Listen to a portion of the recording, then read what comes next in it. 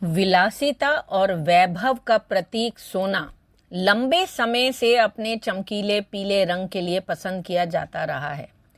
लेकिन क्या आपने कभी सोचा है कि सोना पीला क्यों होता है? अधिकांश धातुओं के विपरीत जो चांदी या भूरे रंग की दिखती हैं, सोने की अनूठी गर्म पीली चमक इसे अलग बनाती है और इसका कारण परमाणु भौतिकी के क्षेत्र में निहित है। सोने का पीला रंग इसके इलेक्ट्रॉनों पर सापेक्षतावादी प्रभावों के कारण होता है। सोने के परमाणु अपेक्षाकृत बड़े होते हैं और इनके इलेक्ट्रॉन सापेक्षतावादी प्रभाव दिखाने के लिए प्रकाश की गति के काफी करीब गति से चलते हैं। नमस्कार दोस्तों, मेरे चैनल पर आने के लिए आपका स्वागत है। जो इस चैनल में पहली बार आए हैं वो सब्सक्राइब कर लें, लाइक करें, कमेंट करें, शेयर करें। आज मैं इसी बारे में बात करूंगी कि बाकी मेटल्स जो हैं उनके मुकाबले में सिर्फ एक सोना है जो पीले रंग का है। आखिर इसके क्या कारण है? देखो, जबकि शुद्ध सोने में स्वाभाविक रूप से एक पीला रंग होता है, इसे अक्सर बेहतर स्थायित्व के लिए अन्य धातुओं के साथ मिश्रित किया जाता है और आभूषणों में अलग अलग रंग पैदा किए जाते हैं। जैसे पीले रंग से लेकर सफेद सोने और गुलाबी तक के विभिन्न रूपों में उत्तम सोने के टुकड़े पा सकते हैं। इस पे गुलाबी रंग देने के लिए थोड़ा कॉपर मिलाया जाता है, थोड़ा सफेद देने के लिए उसमें चांदी मिलाई जाती है। इस तरह से अनूठे मिश्रण किए जाते हैं।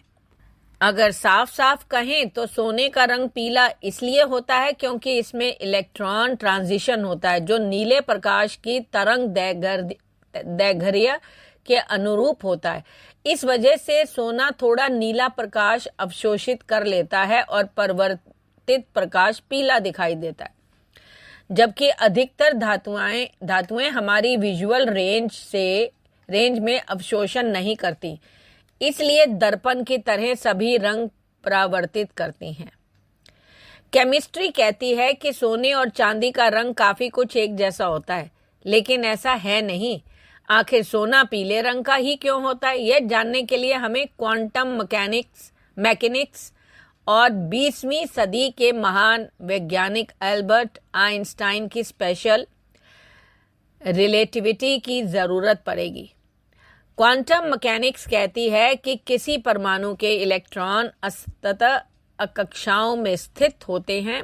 अधिकतर धातुएं चमकीली होती हैं क्योंकि उनके परमाणुओं में मौजूद इलेक्ट्रॉन्स अलग अलग ऊर्जा स्तरों के बीच कूदते रहते हैं।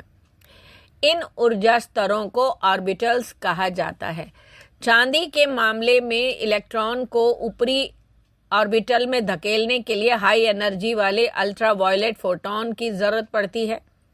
कम ऊर्जा वाले विजिबल फोटॉन वापस रिफ्लेक्ट हो जाते हैं, इसलिए चांदी किसी दर्पण की तरह काम करती है। सोना चूंकि एक भारी तत्व है, इसलिए इसके भीतरी इलेक्ट्रॉन तेजी से चलते हैं। ये इलेक्ट्रॉन नाभिक के चारों तरफ छोटी दूरी में चक्कर लगाते हैं। उनका आकार बड़ा होता है, इसलिए इनके इलेक्ट्रॉन प्रकाश की आधी गति से यात्रा करते हैं। आइंस्टाइन का विशेष सापेक्षता का सिद्धांत कहता है कि जैसे जैसे गति बढ़ती है, इलेक्ट्रॉनों का द्रव्यमान बढ़ता है। इसका मतलब यह है कि इलेक्ट्रॉनों को दूसरे ऑर्बिटल में भेजने के लिए जरूरी ऊर्जा कम हो जाती है। इससे कम ऊर्जा के नीले फोटॉन अवशोषित हो जाते हैं और सोना उन्हें परावर्तित नहीं करता। सोने के मामले में जब प्रकाश अवशोषित होता है और फिर से उत्सर्जित होता है तो वेवलेंथ्स आमतौर पर लंबे होते हैं। इसका मतलब है कि हम जो प्रकाश तरंगे देखते हैं उनमें नीला और बैंगनी रंग कम होता है। बीबीसी के मुताबिक चूंकि पीली, नारंगी और लाल रोशनी नीली रोशनी की तुलना में लंबी तरंग दैर्घ्य वाली होती हैं, इसलिए सोना पीला दिखाई देता है। गोल्ड बुलेटिन में पत्रिका में 1998 में प्रकाशित एक रिसर्च पेपर के मुताबिक सोने के इलेक्ट्रॉनों पर सापेक्षिक प्रभाव भी एक कारण है जिसके कारण यह खराब नहीं होता, ना ही किसी अन्य चीज के साथ आसानी से प्रतिक्रिया करता है।